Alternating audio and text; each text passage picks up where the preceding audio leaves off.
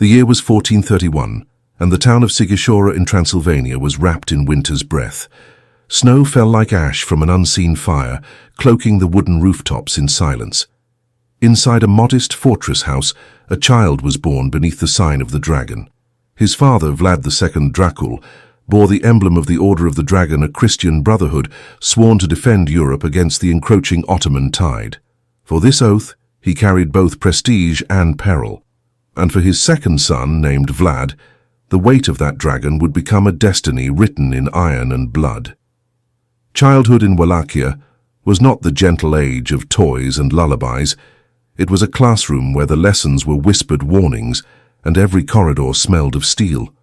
Vlad's earliest memories were filled not with play, but with maps stretched across tables, voices raised in argument over borders, and couriers arriving at night, cloaks stiff with frost, bearing news of shifting alliances. He learned to read not from parchment, but from the wary expressions of men whose lives depended on the decisions of kings and sultans. His father, a pragmatic prince, balanced on the blade's edge between Hungary in the north and the Ottomans in the south. Each demanded loyalty, each threatened destruction. For Vlad, the tension of this balance was as familiar as the cold draft that swept through stone halls. He grew to understand that life in Wallachia was survival not of the strongest, but of the most cunning. When he was still a boy, the debt of his father's throne came due. The Sultan demanded hostages, collateral for obedience, and Vlad II Dracula could not refuse. Thus Vlad and his younger brother Radu were handed over to the Ottomans. The journey south was one of silence. Through forests where the trees groaned in the wind and across plains where the horizon seemed endless, two boys rode under the eyes of guards who never smiled. Each mile carried them farther from home, closer to the furnace of empire. At the Ottoman court in Edirne, the world transformed. Here, marble courtyards shimmered under the sun, fountains sang in the gardens, and the scent of spices perfumed the air. Yet beneath the beauty lay a cage of discipline. Vlad was thrown into a new kind of school, one where the lessons were sharp, the tutors merciless, and failure carried a price measured in pain. He learned languages with a speed born of necessity: Turkish, Arabic, Persian, Latin. He absorbed philosophy, mathematics, and the Quran. But more importantly, he studied the art of war. The Ottomans trained their hostages as both insurance and investment. A boy like Vlad might one day sit on the Wallachian throne, and if he did, he must carry the Sultan's will in his heart. But Vlad's heart was made of different stone. He endured the lashings, the humiliation, the constant reminder that he was a pawn in a greater game. And with each lesson, he turned bitterness into weaponry. He learned not merely how to fight, but how to endure. He watched how power was exercised, how mercy could be more frightening than cruelty, how terror could control not just armies, but nations. His younger brother, Radu, chose another path. Charming, graceful, and eager to please, Radu thrived in captivity. He earned the Sultan's affection, slipping easily into the silken folds of Ottoman life. He became known as Radu the Handsome, beloved of courtiers, trusted by those who ruled. Where Vlad was seen as obstinate, defiant, and dangerous, Radu became the golden hostage, favored for his pliability. The contrast between them deepened with every passing year. Vlad was the storm, unpredictable and feared. Radu was the spring breeze, welcomed wherever he went. These differences, carved in the stone of their youth, would one day tear Wallachia apart. Still, captivity was not simply chains and lessons. It was survival in a crucible. Vlad observed the workings of empire, the discipline of the Janissaries, the organization of the Ottoman war machine, the absolute power of the Sultan. He saw executions carried out with cold efficiency, the heads of traitors displayed as reminders that loyalty was not a choice, but a command. Each image burned into his memory, planting seeds that would later grow into forests of terror. Yet he also learned patience. The boy who had once bristled at every command became a young man who could mask his hatred beneath silence. He discovered that stillness could be more powerful than rage, that the ability to wait was itself a weapon. Where Radu smiled, Vlad stared. Where Radu bent, Vlad held firm. It was not defiance, it was calculation. The years in captivity forged his philosophy. To survive, one must inspire fear greater than the enemy's sword. He believed mercy was weakness, for he had seen mercy used as bait, trapping those foolish enough to trust it. He believed loyalty must be enforced, for he had lived among men who shifted allegiance with every gust of political wind. He believed power was not inherited, but seized and held through terror so absolute that betrayal became unthinkable. When Vlad finally returned to Wallachia, he was no longer the boy who had left. Captivity had carved him into something harder, sharper.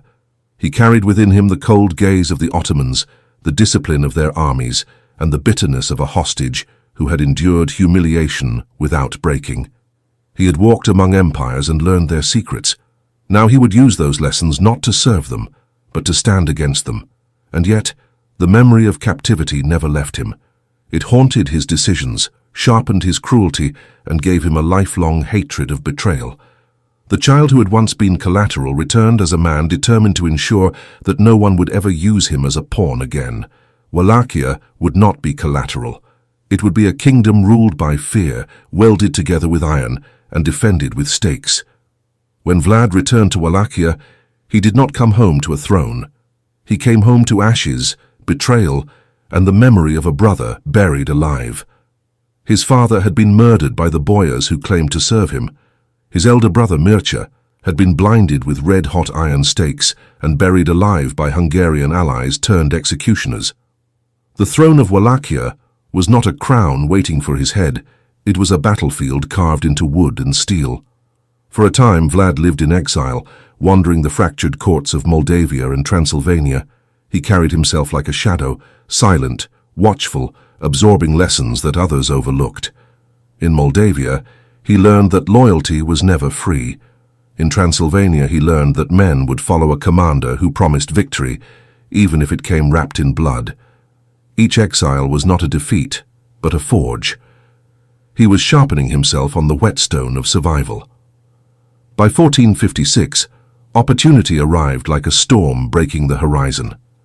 His rival for the Wallachian throne, Vladislav II, had aligned himself with Hungary. But Hungary itself was trembling, weakened by wars and rivalries. Vlad, hardened by years in Ottoman captivity and exile, saw his chance. Backed by Ottoman support, he marched home, not as a beggar prince, but as a predator. The battle for the throne was not fought in courts but on the field. Vlad met Vladislav in combat, and when steel rang against steel, it was more than two men clashing. It was the weight of betrayal, exile, and fury condensed into a single duel. The chronicles say Vlad struck him down himself, his blade deciding the fate of Wallachia. When he entered Târgoviște as prince, the city did not erupt in celebration. It held its breath, for its new ruler carried not joy but judgment in his eyes. He wasted no time in proving that Wallachia would never again treat him as collateral. His first target, the boyars. The nobles who had betrayed his father and murdered his brother still sat in their estates, drinking wine pressed from the labor of peasants, thinking themselves untouchable. Vlad invited them to a feast on Easter Sunday, cloaking the invitation in honeyed words. The nobles came in their finery, wives and children at their sides. The hall was lit with torches, the tables groaning with roasted meat, bread and wine. Music played, laughter rose, and the nobles toasted their new prince, perhaps thinking he would be another pawn they could control. But Vlad had not invited them to celebrate. He had invited them to account. When the first course ended, the music stopped. Soldiers slipped into the hall, silent as fate. Doors closed, bolts slid into place. The nobles looked around, laughter freezing on their lips. Vlad stood, his gaze sweeping across the hall. He asked them how many princes they had seen come and go, murdered by treachery or betrayal. He asked them what loyalty meant when they themselves had broken it so many times. And then he gave his command. Some nobles were executed on the spot, their bodies dragged outside to the stakes already prepared. Others, men, women, even children, were forced to march into the mountains. There, on the cliffs above the Argeș River, Vlad pointed to the ruins of a crumbling fortress, Poenari. The nobles and their families became his laborers, rebuilding stone by stone what would become his most impregnable stronghold. Those who had once ruled over peasants now bled under the weight of stone blocks, their soft hands blistered, their backs breaking. Many died on the mountainside, their bones buried in the mortar of the fortress. Those who survived carried scars that spoke louder than any oath. The Boyar feast became a legend. For some, it was a tale of justice, corrupt nobles finally punished for centuries of betrayal. For others, it was the beginning of terror, proof that their new prince was not merely a ruler but an executioner with a crown. Vlad himself saw it as necessity. To him, the Boyars were weeds choking the soil of Wallachia, and weeds must be pulled out by the root. From that moment, he ruled not as a prince among nobles, but as a sovereign above them. He made it clear that the throne of Wallachia was no longer a prize to be auctioned in secret councils. It was his, held by blood, iron, and fear. The Boyars who survived became walking warnings. When they returned to their estates, gaunt and broken, their neighbors understood the message without a word. Betrayal was not only futile, it was fatal. This act was not cruelty for cruelty's sake. It was strategy. Vlad understood that a divided Wallachia could never resist the jaws of Hungary or the Ottomans. Unity could not be begged or bargained. It had to be forged in terror, so that even the thought of rebellion turned men's stomachs. The peasants, for their part, found strange comfort in his reign. For the first time, they could walk roads without fear of brigands. They could leave a coin on a well's edge and know it would remain untouched. Vlad's justice was merciless, but it was impartial. The noble and the peasant alike faced the stake if they broke his laws. Fear in his hands became a kind of equality. Yet the Boyar purge was only the beginning. Vlad's rise to power was not the story of a man claiming a throne. It was the story of a man declaring war on betrayal itself. Every decree, every execution, every act of terror that followed was rooted in the lesson he had learned in captivity. Mercy was weakness, and loyalty was born not of love, but of fear. And so the Prince of Wallachia became something more than a ruler. He became a living warning, a man whose very name could silence laughter, freeze rebellion, and make even powerful empires hesitate. The Boyar blood had barely dried before he turned his gaze outward. The Ottomans were pressing, Hungary was watching, and Europe was whispering. Vlad had seized his throne, but keeping it would demand a reign so brutal, so unforgettable, that history itself would bow to his memory. The Argesh River ran like a silver blade through the mountains, its waters cold, relentless, and eternal. On a cliff high above its winding course stood the ruins of an ancient fortress, broken walls leaning against the wind, towers collapsed into rubble, and stones scattered like the bones of a forgotten soldier. To most, it was a ruin of no consequence. To Vlad, it was an opportunity. In the wake of the Boyar feast, when nobles were executed or dragged into captivity, Vlad led the survivors to this place. Their silken clothes were torn, their hands blistered from chains, their eyes hollow from fear. Once they had plotted in candle-lit halls, signing letters of betrayal with hands that never knew the callous of labor. Now they marched barefoot over jagged stone, their steps echoing with dread. "Build," Vlad commanded, and pointed to the shattered fortress. The Boyars looked at him in disbelief. They were lords, accustomed to ruling peasants, not lifting stones. But Vlad's soldiers watched with sharpened spears. The nobles understood refusal was not an option. Their survival depended on sweat and broken backs. Day and night, the Boyars labored. They cut stone from the mountain, hauled timber from the forests, and mixed mortar with bleeding hands.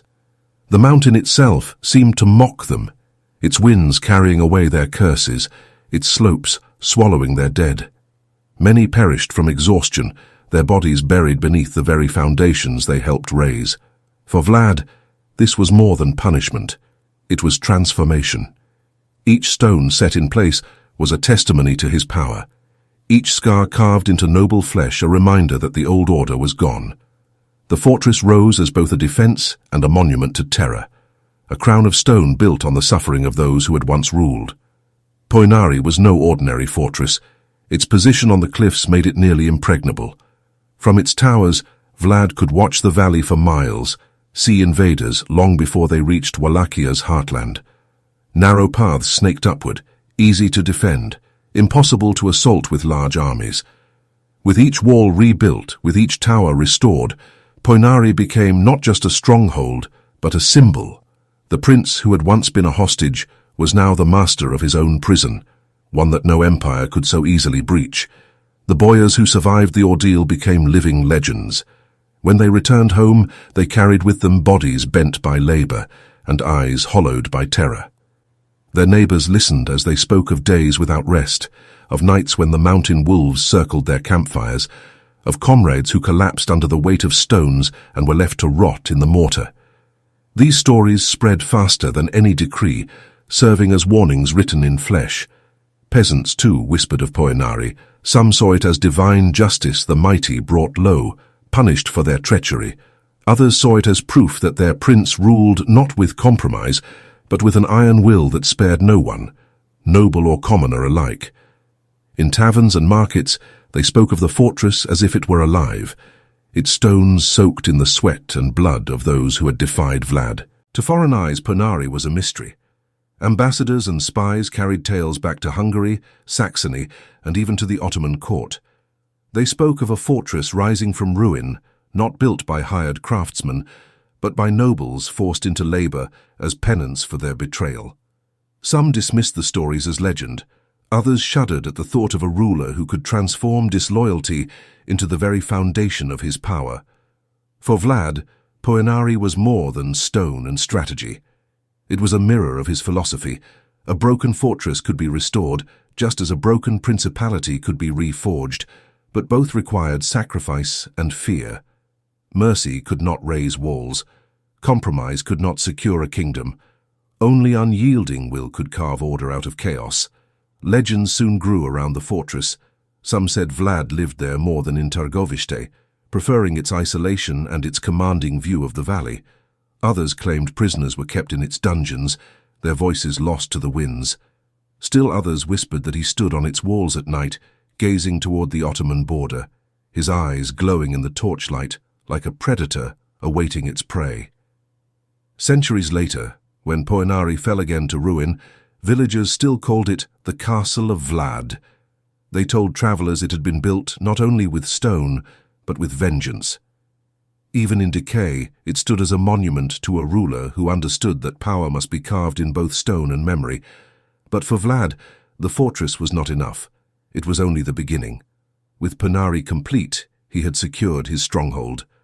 Now he turned to securing his kingdom. Order would not come from walls alone, but through laws as unyielding as the cliffs, justice as sharp as the mountains, and a reputation so fearsome that even his enemies would tremble to whisper his name. Poenari proved that ruin could be remade. Now Vlad would remake Wallachia itself into a realm ruled not by compromise, but by fear. When the last stones of Poenari fortress were set, Vlad shifted his gaze from rock and mortar to the fragile structure of society. For him, a castle was only as strong as the order it defended, and in Wallachia, order had been absent for too long. The roads swarmed with thieves and bandits.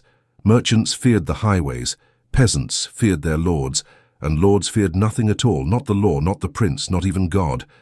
To Vlad, this chaos was not just weakness, it was a disease. If Wallachia was to survive, it needed a cure stronger than prayer and sharper than diplomacy. It needed justice that was unmistakable, unforgettable, and absolute. He rewrote the laws, not with ink, but with iron. Theft, fraud, betrayal. Each offense carried a punishment so severe that even the thought of breaking the law inspired dread. His philosophy was simple. Mercy invites rebellion. Fear secures loyalty.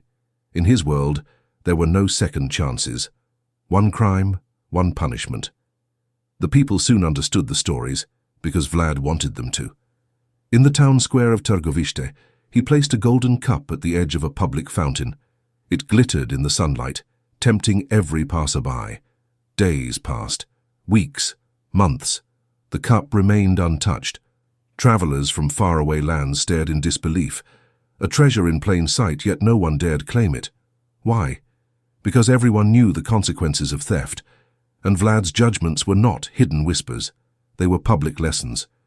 The golden cup became a symbol, not of wealth, but of fear. It proved that where priests and laws had failed, dread could succeed. Under Vlad, crime did not vanish because men became virtuous. It vanished because no one dared to disobey. Another tale tells of a foreign merchant who came to Wallachia with a cart of goods. He left his wares outside the city gates overnight, only to find part of them missing by morning. Furious, he went to Vlad, demanding justice. Vlad listened calmly, then assured the merchant his goods would be restored. By dusk, the thief was caught and dealt with in a manner that left no doubt of Vlad's authority. The merchant's losses were replaced from the prince's own treasury, sending a clear message.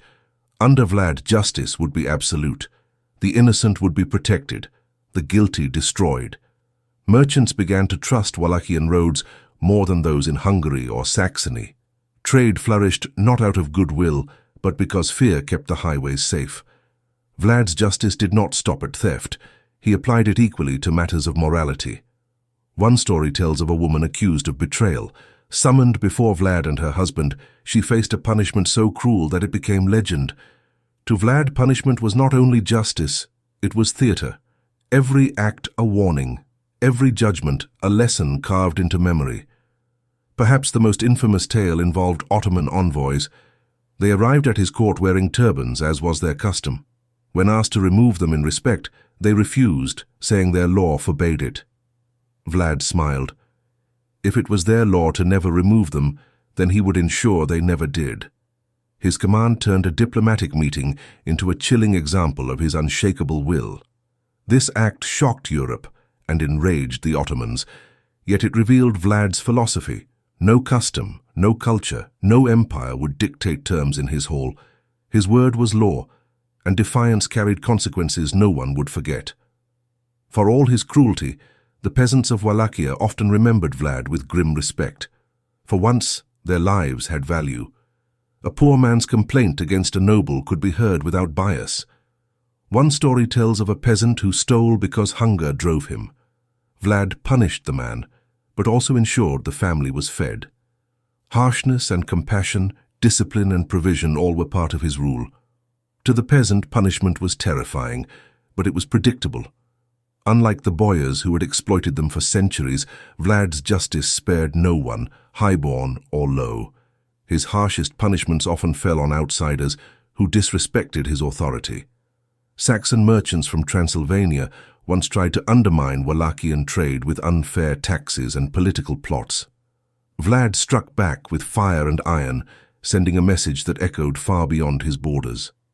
Under Vlad's hand, crime nearly vanished. Travelers could cross Wallachia without fear. Merchants found their goods safer there than in the wealthiest cities of Europe. Even whispers of conspiracy disappeared because no one dared risk becoming the next example. The boyars who survived bowed lower than ever before, their loyalty secured by the memory of Vlad's ruthless justice. For the first time in generations, Wallachia knew order. But this order came at a cost. Every stake planted in the earth drove fear deeper into the soil of Wallachia. Fear kept the roads safe, but it also haunted dreams. Mothers told their children not to lie or steal, not because God would punish them, but because their prince would. Vlad had reshaped his kingdom into a mirror of his philosophy. Absolute rule through terror. And for a time it worked. Yet beyond Wallachia's borders, whispers grew louder. Hungary watched with unease. The Ottomans seethed with anger. Even in distant lands, pamphlets and rumors spread, painting Vlad not as a just prince, but as a tyrant drenched in blood. He had created order, but he had also created legend, and legends have a way of outgrowing the men who inspire them. Terror had given Wallachia order, but it had also sown seeds of hatred. The boyars never forgot the Easter feast, the march to Poenari, the broken backs and blistered hands. They bowed in public, but in private they whispered. To them, Vlad was not a prince, he was a storm that had to pass. Beyond Wallachia, his enemies waited. Hungary saw him as a useful weapon when pointed at the Ottomans, but a dangerous liability when wielding his own will. The Saxons cursed his name for the fires he brought to their towns, and the Ottomans, humiliated by the night attack and the retreat that followed, demanded vengeance.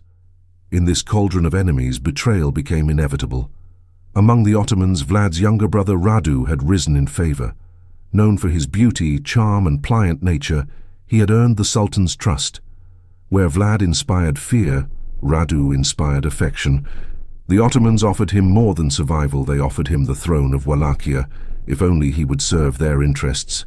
Radu accepted. To the boyars weary of Vlad's cruelty, he was a safer choice. To the peasants, he promised mercy. To the Ottomans, he promised tribute. Against such alliances, Vlad stood almost alone.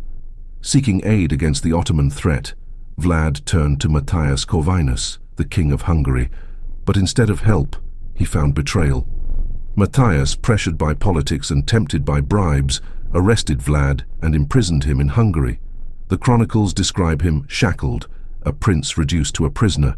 Yet captivity could not strip him of his aura. Even behind bars, Vlad's presence unsettled guards. Some whispered that he still impaled rats and birds, fashioning miniature forests of the impaled within his cell. Whether truth or legend, the image endured. Captivity could not cage his cruelty. For more than a decade, Vlad lingered in Hungarian custody. In those years, Europe changed. Alliances shifted, wars erupted, and Wallachia slipped under the sway of Radu. Yet Vlad waited, sharpening his hatred like a blade in the dark. By the mid-1470s, politics shifted again. The Ottomans pressed deeper into Europe, and Matthias saw use in unleashing Vlad once more. Released from captivity, Vlad returned to Wallachia. His beard streaked with grey, his body lean from years of confinement. But he was no less fierce. The peasants remembered his justice. The boyars remembered his terror. Once again, Vlad took the throne. For a brief season he ruled, a ghost from the past, resurrected in flesh. But his enemies had multiplied, and his power had withered. In 1476, while marching against the Ottomans, Vlad was ambushed. The details remain clouded in blood and rumor. Some say he was betrayed by his own boyars, cut down by men who had once sworn loyalty. Others claim Ottoman forces overwhelmed him in battle. What is certain is that he fell not with dignity, but in chaos. His body was hacked apart, his head severed, and sent to Mehmed as proof of victory. The conqueror of Constantinople at last held the head of the man who had nearly slain him. They buried him, they said, at Snagov Monastery, in consecrated ground. But when the tomb was opened centuries later, it was empty. Some whispered his body had been moved to Comana, another monastery hidden in the marshes. Others claimed there was never a body at all, that Vlad refused to remain in the grave. The missing corpse became part of his legend. For if his cruelty had made him larger than life, perhaps death itself could not contain him. The absence of bones was more terrifying than their presence. It allowed the imagination to wander, to believe that Vlad still lingered in the forests and mountains, waiting for the world to need him again. Thus ended Vlad the Impaler, not with peace but with ambiguity. His death, like his life, was a story told in fear. To his enemies, he was a monster, a tyrant whose cruelty surpassed reason. To his people, he was a grim protector, a ruler who gave them safety at the cost of terror. But in the centuries that followed, his legend outgrew the truth. Pamphlets in Germany painted him as a sadistic madman. Tales of his cruelty spread across Europe, each exaggeration feeding the next. And when Bram Stoker sought inspiration for his vampire count, it was Vlad's shadow that stretched across his pages. The prince who ruled by fear had achieved the only immortality he desired, not in body, but in memory, not in tomb, but in terror. When Vlad's severed head reached Constantinople, displayed above the gates to mock his defiance, it seemed his story was over, but death only amplified him. The Ottomans had won a battle, but they could not contain the tale of the man they called Kazaklı Bey, the Lord Impaler. Soldiers who had marched through Wallachia carried home more than scars. They carried stories of forests of corpses, of villages emptied, of a prince who fought not like a man, but like an incarnation of wrath itself. In Hungary, Saxony, and the German states, these tales were hungrily received. Pamphlets and broadsheets. Europe's first viral media painted him in lurid colors. The printing press had arrived, and with it, stories could travel farther and faster than ever before. Vlad was reborn, not in flesh, but in ink. The earliest printed accounts of Vlad emerged in the 1460s, barely years after his reign. They depicted him as a sadistic tyrant who delighted in cruelty for its own sake. One woodcut shows him calmly eating at a table, goblet in hand, while behind him forests of the impaled writhe in agony. Another pamphlet describes him boiling men alive, cutting them into pieces, feeding them to dogs. Were these stories true? Some, perhaps. Others exaggerated. Still others, fabrications written by Saxons who had felt his wrath firsthand. But truth mattered less than impact. In an age where most peasants could not read, the images spoke for themselves. Vlad was no longer just a Wallachian prince, he was a monster for the imagination of Europe.